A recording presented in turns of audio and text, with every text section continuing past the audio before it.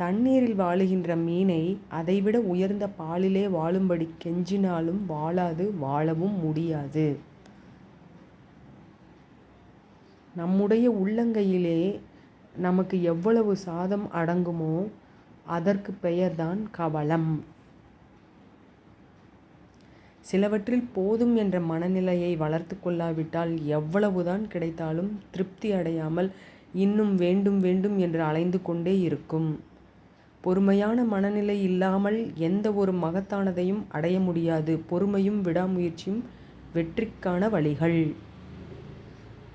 நிரந்தரமற்ற உலகில் நிரந்தரமில்லா எதையும் நினைத்து கலங்காதே.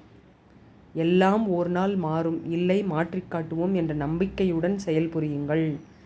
இன்றைய நாள் இனிய நாளாக அமைய இதயம் கனிந்த நல்வாழ்த்துக்கள். தேங்க்ஸ் ஃபார் வாட்சிங் மை வீடியோ.